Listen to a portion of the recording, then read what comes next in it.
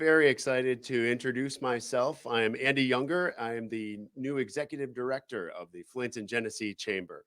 And we have a great lineup for today's luncheon with speakers focused on things happening right here, as well as issues affecting the nationwide business community.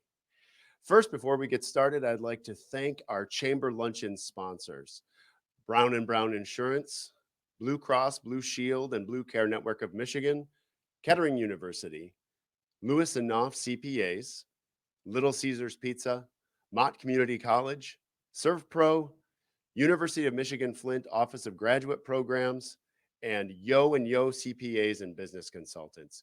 Thanks to every one of you who help not only make these chamber luncheons possible, but also many other chamber activities. I also have some exciting chamber news and am very pleased to share with you that you are now part of the Flint and Genesee Chamber. What was the Flint and Genesee Chamber of Commerce umbrella organization is now the Flint and Genesee Group, which oversees four key divisions: the Flint and Genesee Chamber, which is us, the Flint and Genesee Economic Alliance, the Flint and Genesee Education and Talent Division, and Explore Flint and Genesee, which is our CVB. The reason for this is that after a period of growth in size and scope over the last several years, this new branding will help members and the community better understand and access all that the Flint and Genesee Group, the Flint and Genesee Chamber, and its partner divisions have to offer. What won't change is our commitment as the chamber to you and to all of our members, and our overall mission is still to elevate our entire business community and improve the quality of life for everyone in Flint and Genesee County. You can expect all the things that you value from the chamber to still be there for you and then some. I'm also very excited to welcome some new Flint and Genesee Chamber members who have joined since our last luncheon. Andrews Hooper Pavlik, Applied Imaging, Ashley Home Store Outlet, B Dog's Hot Dog Cart, Boho Botanicals and On the Green Edibles, the Flint Crepe Company, Flint United Basketball Club, Goals Credit Solutions, La Villa Family Dining and Pizzeria, OEO Energy Solutions, Right Now Media, and Shea Automotive. Welcome to each one of you. We're so excited to have you a part of the chamber community and really excited to have you meet other members and take advantage of everything that we have to offer. Before we get rolling, I want to also highlight a exciting second round of the Our Town gift card matching program. Through this program, several independently owned member restaurants, event and performing art venues, and retail shops are offering a 2-for-1 deal on gift cards up to $50. That means you can spend up to 50. So say you spend $30 on a gift card, you're going to get a $60 gift card back. This is a great way to double your money. Now, some of our participants have already sold out, but we actually have many with funds still available. And this is a great way for you to not only double your money, but also to re-engage with our local shops and restaurants and that are all over our community. So it's fantastic. This program is possible thanks to generous funding from Consumers Energy, as well as a partnership with the Michigan Municipal League Foundation. You can visit flintandgenesee.org/ourtown, that's all one word, for the complete list of participating member businesses and to get some updates on which ones have sold out and which ones still have funds available. I also would like to tell you about some of our upcoming events. In particular, we have some great virtual workshops planned. The first being the Spirit of the Internet on April 21st at 9 a.m. Disagree Agreeably, which is on May 6th at 9 a.m. Grant Writing 101 and 201. This is a great program from April 27th, on April 27th and May 18th, starting at 8:30 a.m. These are all virtual and easy to sign up for, easy to participate in right from the comfort of your desk. You can get additional details or download our flyer at flintandgenesee.org/training. I'm also excited about our April After Hours Wind Down. This is also going to be a virtual event coming up on Thursday, April 22nd at 5:30 p.m.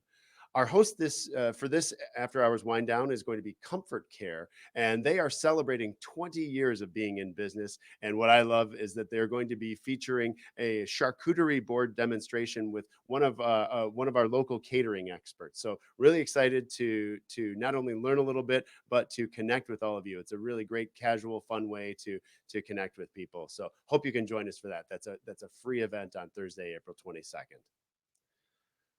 And now I'm really excited to invite Matt Stepness, who is the tournament director from the Allied Challenge presented by McLaren. They're a great partner of the Flint and Genesee Chamber, a great event here, right here in our own backyard. And Matt, you've got some updates that you can share with us to help us look forward to August, right? Absolutely, Andy. Thanks for having me today. I really appreciate it and look forward to the opportunity to speaking to everyone today. So yeah, to kind of kick things off, if you want to flip to the next screen there, Bree. Just wanted to share a schedule of events that are planned. Our tournament is the week of August 23rd through the 29th. We are, for those of you familiar with our event, this schedule of events very similar to 2019. And I say that with an asterisk because, in the times that we're still experiencing with this pandemic, in hosting this event this year, the number one focus is definitely, the health and safety of all the participating golfers, staff, caddies, anyone involved with the event. We were fortunate to host our event in 2020. It was without spectators and sponsors. This year, with 4 months to go, our plan is we're still very optimistic. While we're going to be in close touch with local health officials at Genesee County officials as well as at the state level. We are hoping and planning to host an event with some type of spectators, whether that be limited capacity or not. So some of the highlights here: Wednesday and Thursday are big days for us. These are our two Pro-Am days. I call this a bucket list opportunity for a golfer, where you get the opportunity to come out, play the tournament course with the participants prior to the competition. So very cool opportunity to host and entertain clients there. Family Fun Night on Friday is a very popular event we're hoping to bring back this year. It's families are granted free admission. They're encouraged to bring their kids. We've got a lot of activities. We've got pizza, free food, and lots of fun stuff on Friday evening for families. Saturday, we're hoping and planning towards a couple of our popular events from the past with the celebrity shootout. We've got confirmation that Jack Nicklaus will be participating with 3 other celebrities yet to be determined on that event on Saturday evening, and then followed by our community concert, which is the country band Little Big Town has confirmed to play for us this year. And then Sunday, I'd just like to highlight, we have a new event planned in the morning, a pancake breakfast, which will be free to everybody who purchases a ticket that day. We'll come out and enjoy some pancakes and refreshments before enjoying the final round of play at the tournament. Next slide, please. Some charity initiatives. Those of you familiar with professional golf, the number one focus of hosting these tournaments is giving back to the local community. And we're going to be making an announcement in the coming days here on our tournament beneficiary for this year. But in addition to that beneficiary, we always like to emphasize that any 501c3 organization is welcome and encouraged to participate through our Birdies for Charity program. And basically, that just gives the opportunity for these charitable organizations to raise funds with a match coming back to the tournament. So there's a couple different ways that charities typically participate. They encourage their donor base to make a donation based on the total amount of birdies made during the professional competition, or supporters of the Birdies for Charity program can make just a flat fee donation, and there is a match that'll come back from the tournament with 100% of those proceeds raised going back to each of those individual charitable organizations. We're going to bring back our concessions program this year, and that participating charities will be asked to basically staff our concession areas, and they will receive um, wages, financial support from helping us staff those concession programs. And then the last bullet point here is a brand new initiative for this year. It's called Tickets for Charity. And so Tickets for Charity is going to be a program on Sunday, the final round of the tournament. So every organization that signs up as a participating with the Birdies for Charity program will have the opportunity to encourage people to purchase tickets on Sunday. And there's going to be a promotional code attached to each of those participating charities. So when you go online to purchase your ticket, you're going to have the opportunity to choose a participating charity, and $10 from each of those tickets purchased per ticket will be given back to those participating charities. So just another way we're trying to raise funding for all our partners. Next slide, please. I mentioned at the beginning of the call the pro-am opportunities. The next couple sections here are just, it's not all of our sponsorship and hospitality options, but it is some in which we still have availability. And I'd encourage anybody listening today, if you have interest, to reach out, or you happen to know any companies or organizations who have an interest in client or employee entertainment, to please reach out. So again, it's a great event. In addition to playing 18 holes of golf on the tournament course with one of the professionals, there's a pairings party on Tuesday evening, in which you'll be able to bring a guest and meet some of the professionals, and it's an awesome networking event with some good food, live music, and lots of fun at Warwick Hills Golf and Country Club. Next slide, please. Just want to share a couple hospitality options. This is our famous 17th hole. It's a great scene, popular gathering spot during the tournament. This is one of our kind of mid-level entertainment options, is what we call our Cabana hospitality product. It's good for all 3 days of the tournament. It includes access to the concert in the evening, and that pricing is inclusive of food and beverage for all your guests each 3 days of the event. Next slide, please. A new hospitality product that we have created for this year is also on the 17th hole. And these are our box seat tables. And basically it's a reserved table that's yours for all 3 days. It accommodates 4 guests. It's going to include wait service for beverages, and that pricing of $6,000 is for all 3 days, 4 tickets per day with parking and inclusive of food and beverage. Next slide, please. Volunteers. We can't. It goes without saying that it'd be impossible to host a professional golf tournament without volunteers. In a normal year with normal attendance, we probably have somewhere in the neighborhood of 800 to 900 who participate at different levels during the week. So this is an awesome opportunity to give back to your community, to enjoy a fun atmosphere, to meet new people. And just wanted to point out that May 1st is right around the corner, and that's when you can go online, register to become a volunteer with us this year. And all those details are available at the URL address there, theallychallenge.com on our website, along with all the other information discussed today. So that basically concludes everything I wanted to share today. And with that, kick it back over to Andy. Matt, that's fantastic. Thanks. This is such a wonderful event. Among all the wonderful things that are going on throughout Flint and Genesee County, this really is a shining star. And I'll tell you, for anyone who's interested, if you haven't been to it, it's great to participate as a spectator or as a volunteer. So highly recommend that you get involved one way or the other. If you're good enough to golf, maybe that's a separate conversation with Matt, but I certainly am not. So I'll be watching.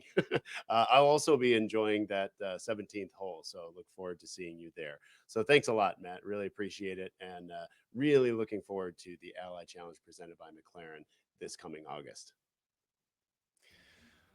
All right, I'm pleased to introduce our featured speaker, Mike Carney, Senior Vice President of Emerging Issues at the U.S. Chamber of Commerce Foundation. At least that's what he's told me his day job is, and he'll get a little bit into what he's really focusing on these days. But before that, I just want to tell you a little bit about Mike. He's a former journalist and consultant, and now as part of the Chamber Foundation's leadership team, he focuses on the emerging issues that are reshaping the entire world. A big part of his work right now is focused on the U.S. Chamber's response to the pandemic, which, as we all know, has been a broad, all of enterprise issue and solution since early 2020. Mike spends much of his time engaging with policymakers on behalf of the business community and translating the latest information about the pandemic into practical information for companies like ours and chambers like ours, but really of all sizes. And Mike, really honored to have you here. This is one of the nice things about having a virtual presentation is that we get people from all over the country, and really just honored to have you here at the Flint and Genesee Chamber of Commerce. Well, thanks a lot for having me, Andy. It's always good to talk to people who actually are running businesses and dealing with the consequences of this. We've been working on the pandemic since before it was even a pandemic. We convened about 2,000 businesses back in January of last year when it became clear that the respiratory illness coming out of Wuhan, China, posed a potential threat to the United States. We had no idea what was going to happen. But we've tried throughout to help businesses of all sizes deal with both the economic consequences of this and the health consequences. So I'm happy to, talk to you and your members. And if folks have questions today or at any point in the future, please feel free to reach out to me. So I brought a few slides, which is usually the beginning of a bad story, but I'll try and keep it tight. And, again, I'm happy to answer questions. The first things first, everyone wants to know when things will get back to normal. I can't answer that, but I can tell you some of the things that we can do to make sure that happens sooner rather than later. Our shared purpose is to get as many Americans vaccinated as quickly as possible.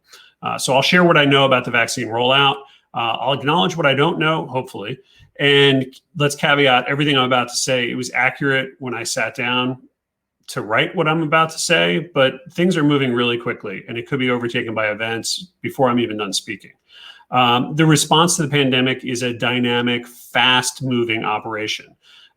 We talk to companies, we talk to the government, we talk to public health experts, and then we try and distill that information and share it in ways that people can actually make decisions based on it. If you go to the next slide, please. So what is the state of our vaccination process? It is much less chaotic than it was even just a few weeks ago. But it's still a little disordered, especially at the state and local levels. The federal government distributes vaccine to 64 jurisdictions. Every one of them has its own approach. So it's really complicated for anyone to make sense of this. At the same time, there's something called the Federal Retail Pharmacy Program. That's distributing doses alongside the federal and the state and local efforts. So it can be extraordinarily complicated. Bloomberg estimates that at the current pace, it will take us at least 3 months for 75% of the US population to be vaccinated. That is subject to change, though, and it's this uncertainty that drives my concerns about the coming months. It could also be a reason that 1 in 4 Americans think we won't return to normalcy this year, and 10% think it will never happen. I am not in the 10% category, but it really does depend on how you define normalcy. Some things are never going to go back to the way that they were, and that might be okay. So if you go to the next slide, please. So we looked at Monmouth. I think it's always helpful to start out by thinking about how the public is perceiving things. Generally, the American public is happy with how their governors have handled things, and they are less satisfied with how their neighbors and their fellow Americans have handled it.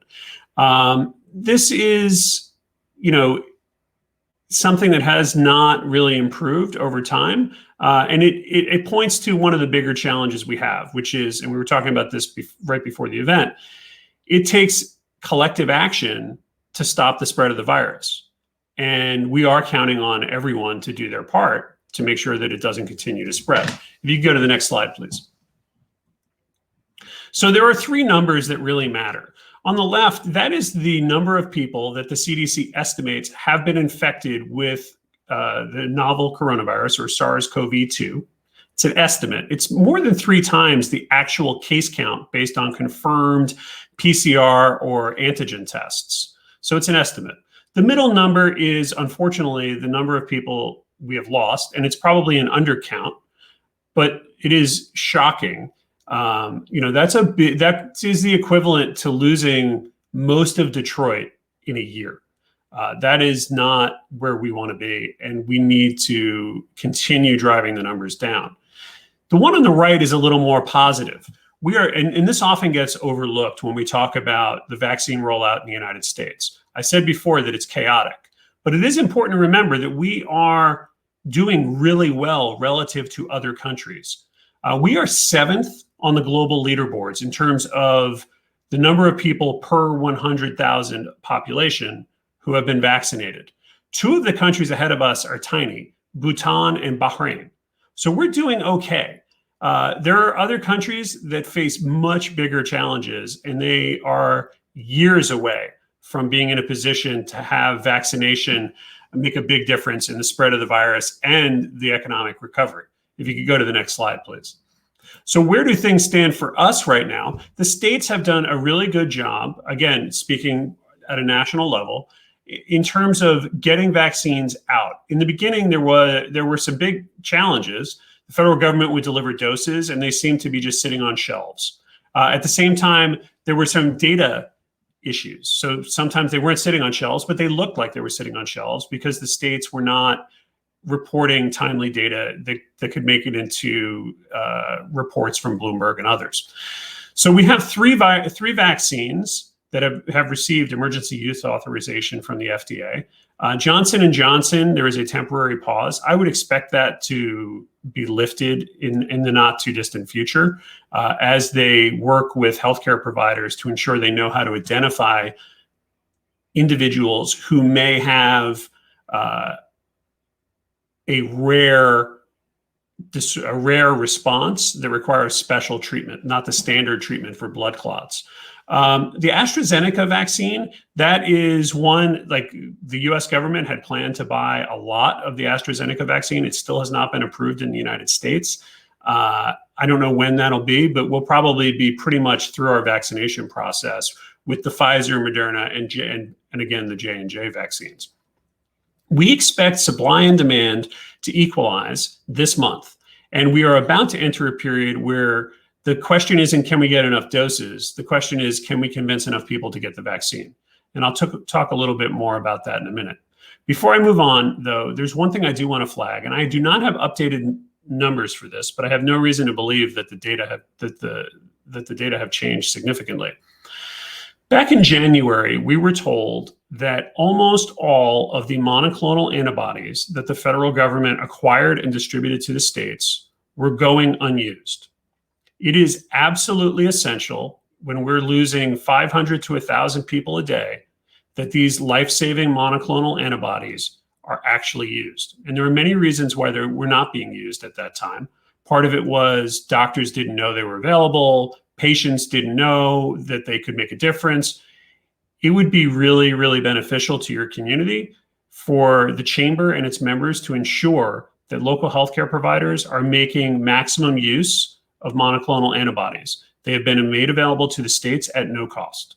So they should not be sitting, if there is a patient in which their use is indicated, they should be used. And I would encourage you to make sure that your local health department and your local health providers are aware of this. So if you go to the next slide, please.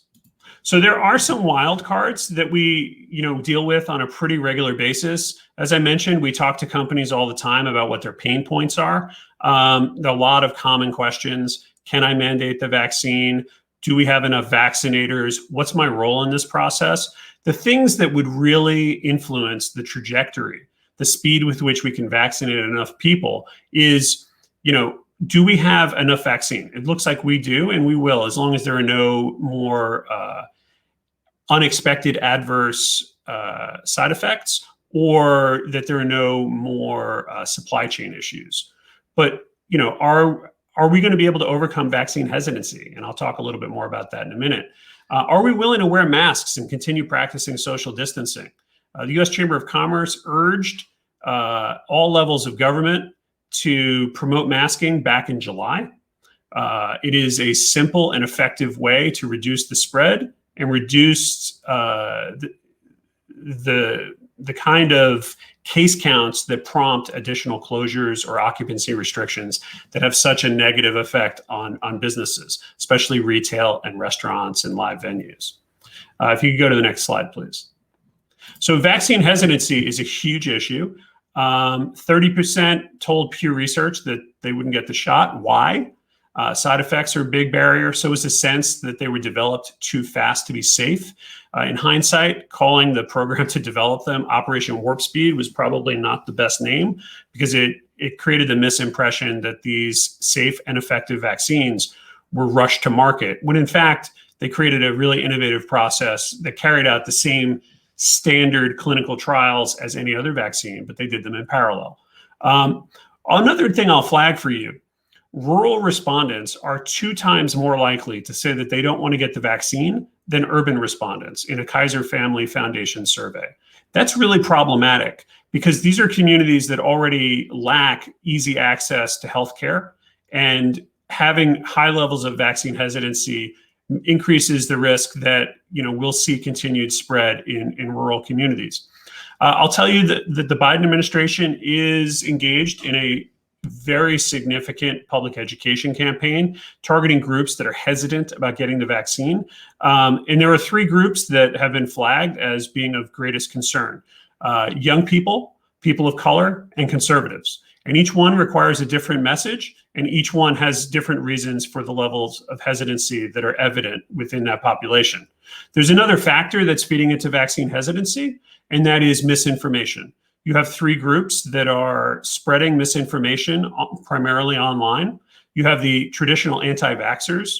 You have the alt-right, which is, according to people I've spoken to at DHS, they're using it as a gateway conspiracy theory.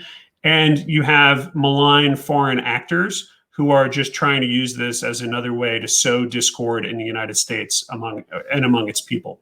If you could go to the next slide, please. So vaccine resistance is a really interesting and troubling thing. This chart here shows something that, the first time I heard this, I was shocked. We did an event where Frank Newport, one of the polling gurus at Gallup, came on and said, if I'm remembering the way he said it correctly, the single best indicator as to whether an individual is willing or unwilling to get the COVID-19 vaccine is party identification. That's a shocking thing. But this shows up in some of our polling data as well. Some pollsters we work with were tracking opinions about the vaccine, and they were able to break it down by party identification. And you can see, if you look at this chart, up until Election Day, Democrats and Republicans were kind of in a similar place. But after Election Day, Democrats suddenly trusted the vaccines and Republicans did not. There's no rational reason for that, but that is what we're seeing, and it's really problematic. So if you go to the next slide, please. So when I say it's problematic, there are many reasons for this, but why does this matter to you? We need more people to embrace these vaccines if we have any hope of controlling the pandemic and getting the economy back to speed. So a friend from McKinsey shared this slide during an event we organized on the role of employers in fighting COVID-19.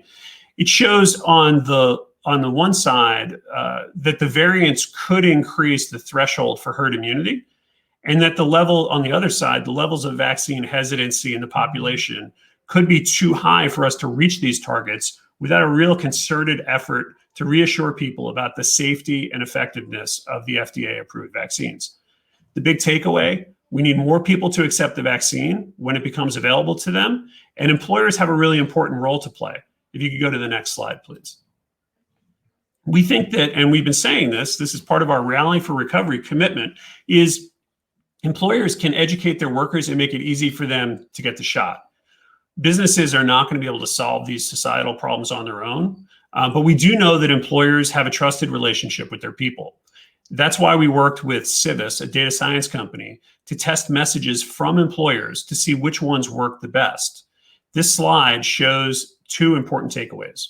First, business leaders can exert a positive effect on their workers by publicly embracing vaccination, leading by example, telling people you plan to get the shot, showing them that you got the shot, encouraging them to get the shot. And second, it's probably not a good idea to start the conversation about vaccines in the workplace by focusing on safety or the fact that you're willing to pay people, incentives or something to get it. You should consider doing those things if you can, but starting with that actually could be counterproductive.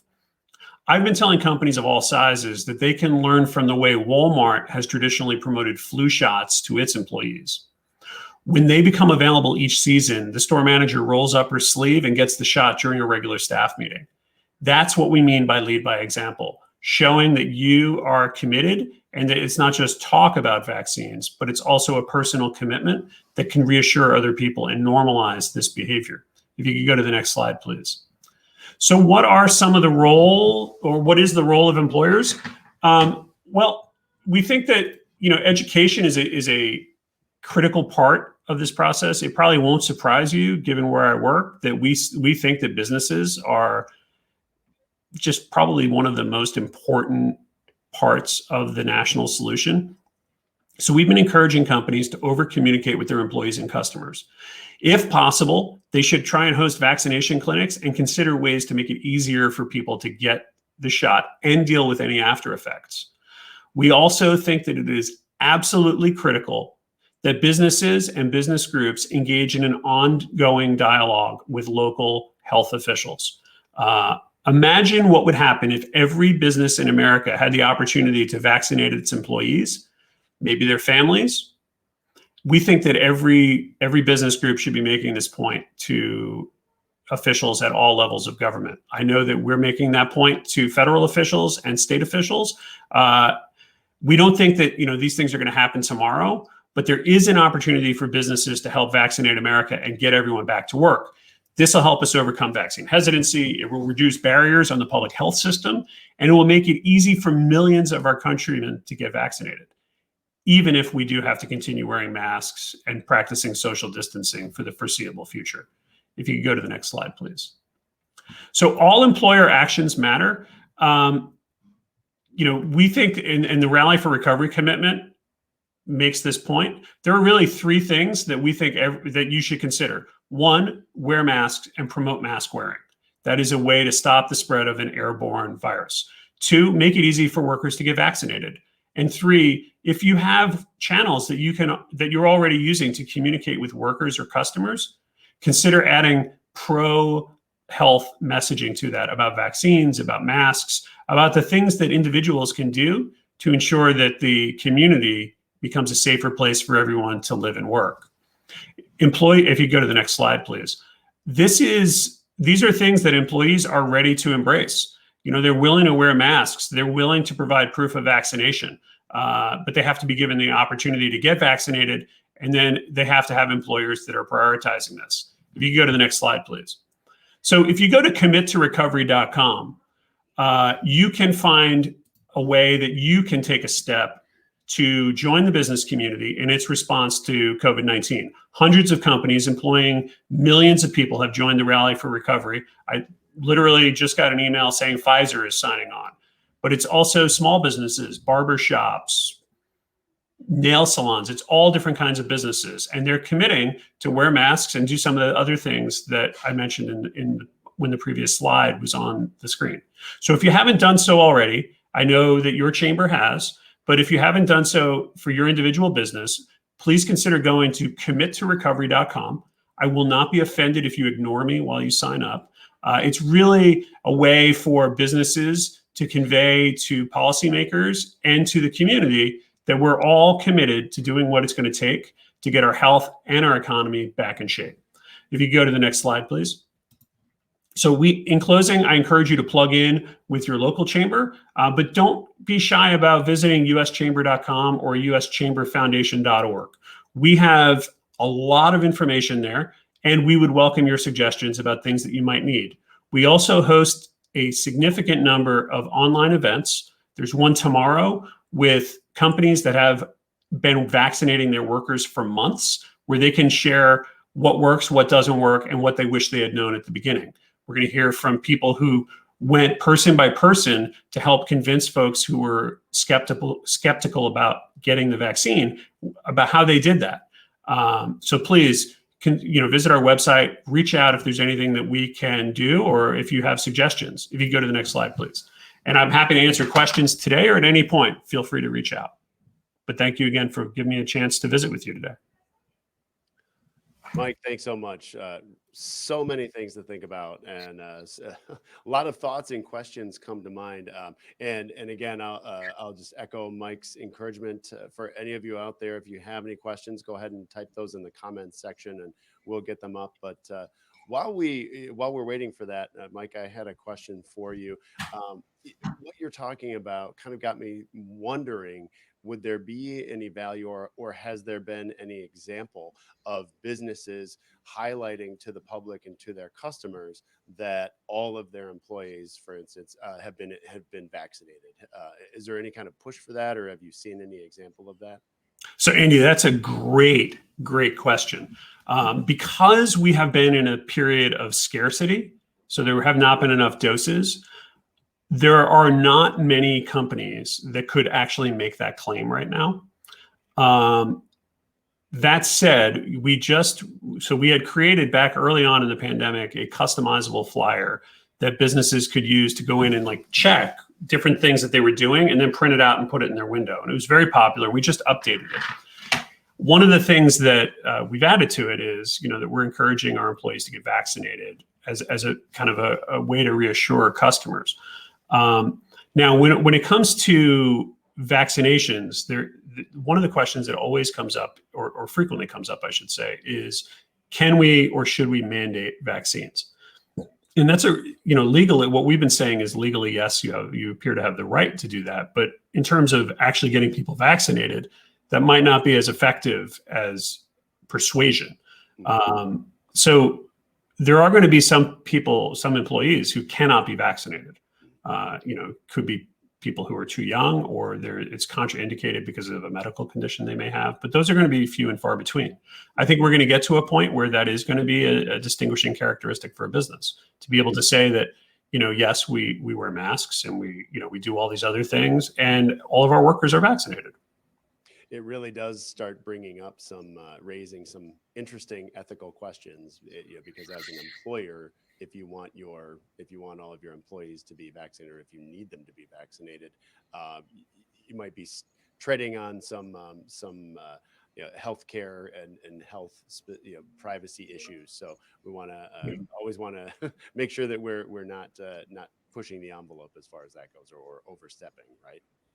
Yeah, there are there are a lot of legal issues around this.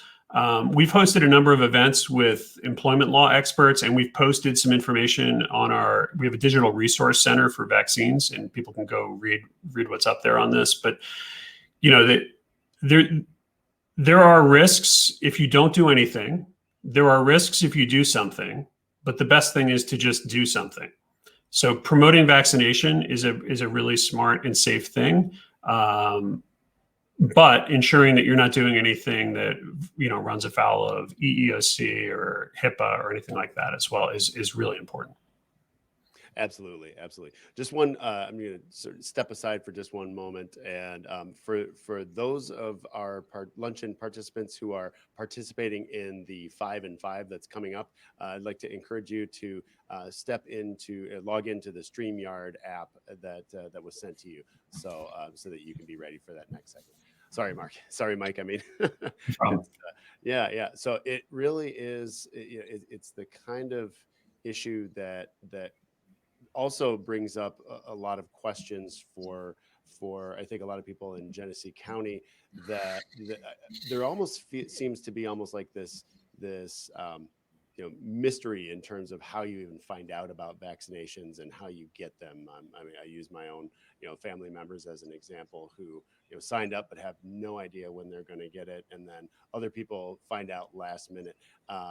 Can you talk a little bit about you mentioned how things are less chaotic now than they were a few weeks ago. How do you see that continuing in terms of organization? Well, hopefully it continues to become less chaotic. Uh, early on, we had elderly folks, trying to register for vaccine appointments in one state on Eventbrite, like that you would use for a child's birthday party. That's, I love Eventbrite, but that's probably not what its intended use is. There is a new website there's a website that has existed for many years called Vaccine Finder. And that was traditionally used for flu shots and other kind of immunizations.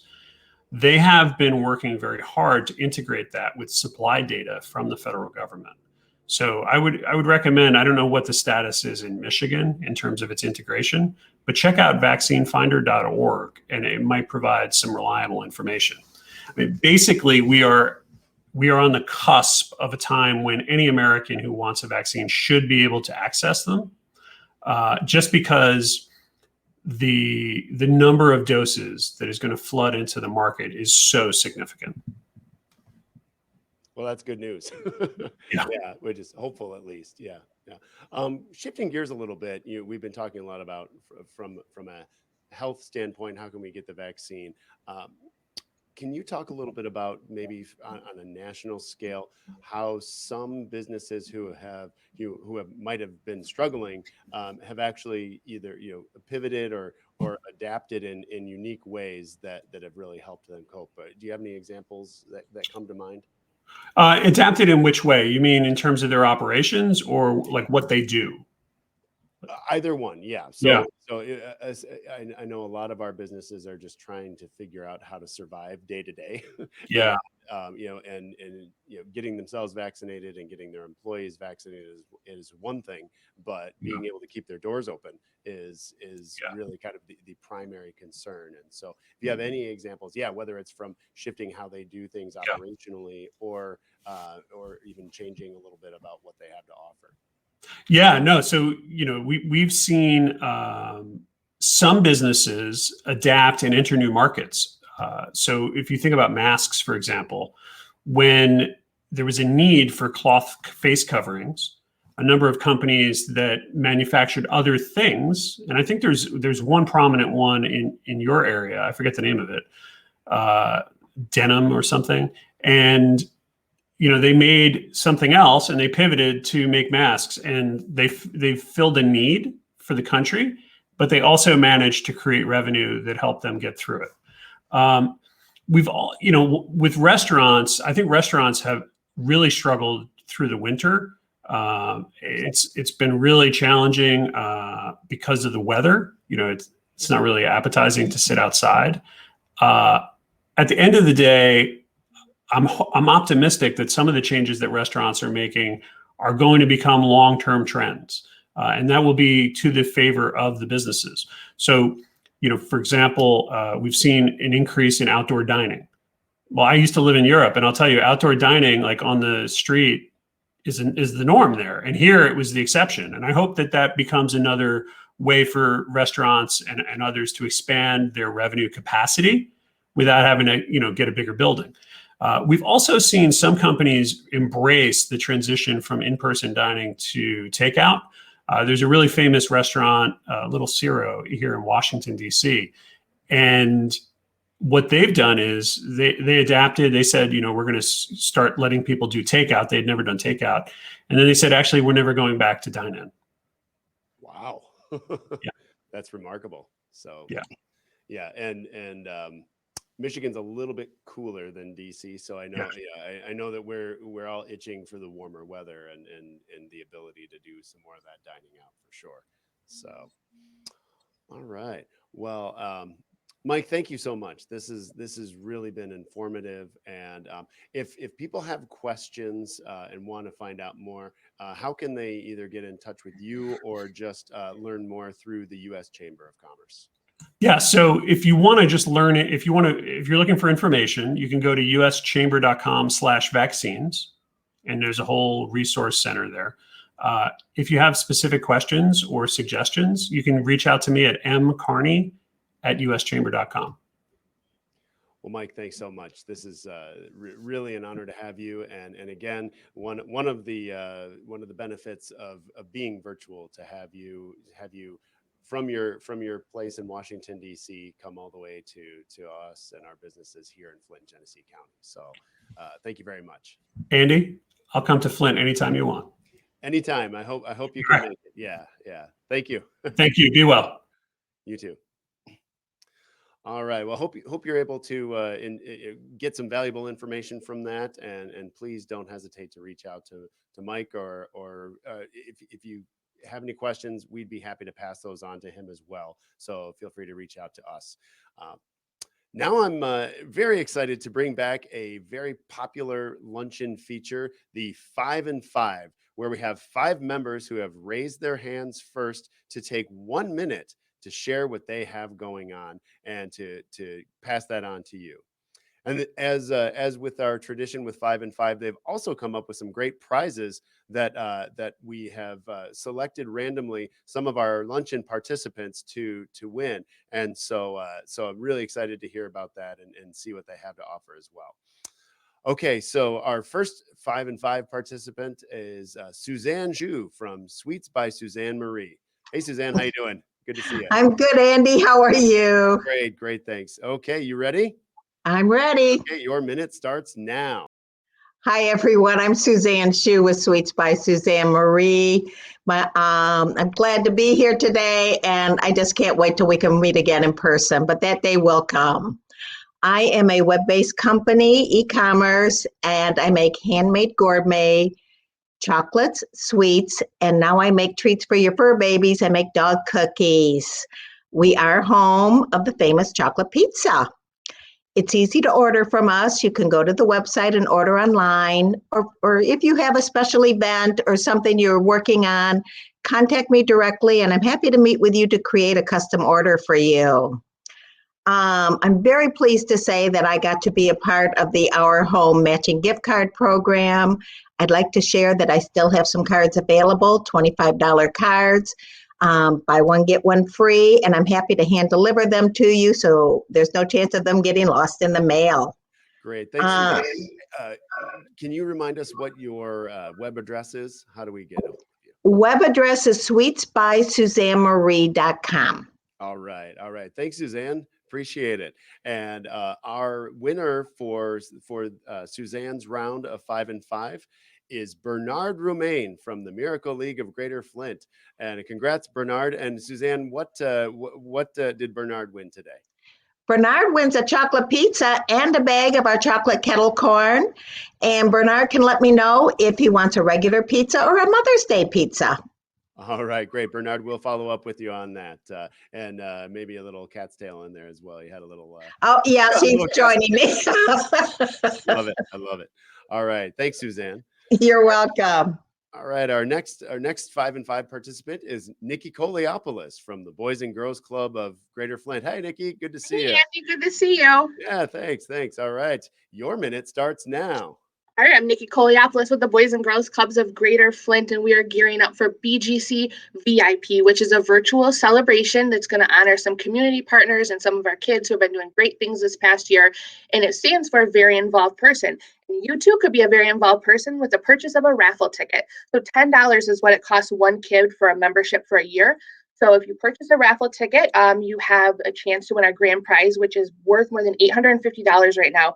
And it includes things like U of M Rec Center passes, Masterclass, Planet 3, Media Reload. They're giving away a record player. We have Flint Crate Company, $100 to Weirdo, Maxwell Therapy, Massage, Big John's, Hoffman's are all in the grand prize. Plus we have a smaller prize package worth more than $100 for things in Fenton. And then a couple other beverage prizes and fun prizes like that. So you can go to bgclubflint.org and purchase your raffle ticket, maybe win a prize, help out the kids, win-win. I'm sad I can't see everybody, but thanks for listening.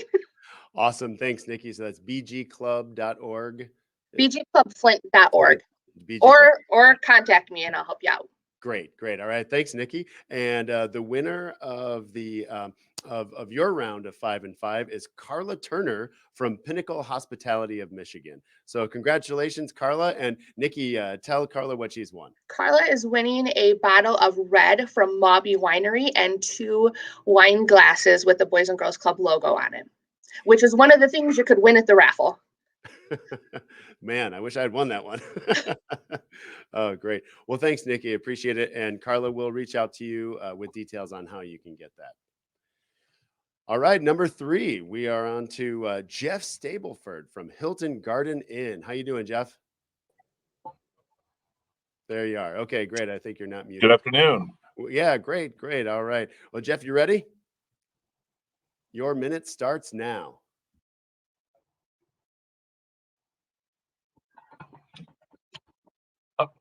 Good afternoon. We're having a few technical Jeff Stableford from Hilton echo Garden Inn. issues. How you doing, Jeff? I will just briefly introduce the hotel. Opened in November, and sure. I'm sorry, we're still having a few echo issues. Anyway, the hotel is 11 stories tall, built in 1919. So 101 years old. We have 3 restaurants, 5 meeting rooms. Each room has a safe, a flat screen TV. So also extended valet parking 24/7. The winner for the Hilton Garden Inn will receive an overnight stay, complimentary stay.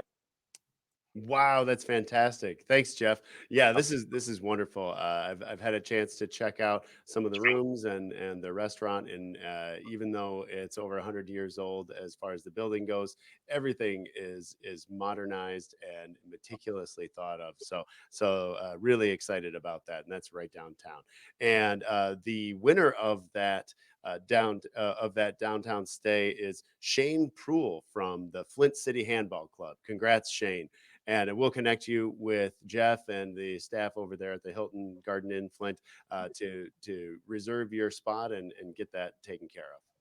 All right, thanks, Jeff. All right, number 4, Sandra Kelly from Prestige Promotions. How you doing, Sandra? Are you in? Oh, we might have some technical difficulties with Sandra. So we'll see if we can get back to Sandra in a moment here. So we'll move on to Jarin Ishmael from Right Now Media. How you doing, Jarin? Hi. All right, great, great. All right, very excited to see you. And your minute starts now. Greetings and salutations. Jorin Ishmael of Right Now Media LLC. Small businesses are the engines of our economic progress, yet their exposure to consumers is limited by budget, accessibility, and value. R&M mobile ads brings you to your customers and your customers to you while expanding your audience. And your advertisement will always look sharp no matter the season, eliminating upkeep and saving you time and money. Same applies to Flint and Genesee alerts, events, and announcements. So let's bring the city to the city of Flint with something new, fresh, and not seen in this area so that our glory days will return to stay. It's Right Now Media mobile ads. Get it right with Right Now Media. www.rightnowmediallc.com. Thank you. That's fantastic. I love that footage too, man. Thank you. That's great. All right. So the winner of the Right Now Media 5 and 5 round, special gift is Barbara Desher from Desher Advisors. Yay, Barbara! And Jarin, tell Barbara what she's won. Barbara, you have won a $25 gift card to Amazon. Everybody loves Amazon. Yeah. You can get anything. That's great. Right. Fantastic. Fantastic. All right. Thanks, Jarin. And one more time, Sandra, are you on? I just want to make sure. Oh, here we are. Oh, Okay. here I am. Good to see you. Hi, Andy. Good to see you also. Yeah, thank you. All right. Sounds like you're ready to go. So I'm ready to go. Great, great. Your minute starts now. Okay. Hi, everyone. I am Sandra Kelly. I'm the COO and co-owner of Prestige Promotions, LLC, along with my husband and business partner, Craig Kelly Sr., who's our CEO. We are a minority and woman-owned promotional marketing company. At Prestige Promotions LLC, we build relationships and earn our customers' business through unmatched personal service that is fast, accurate, friendly, and delivers results. We utilize targeted promotional products to serve our clients in 5 fundamental ways: appreciation, recognition, motivation, education, and reinforcement of your brand.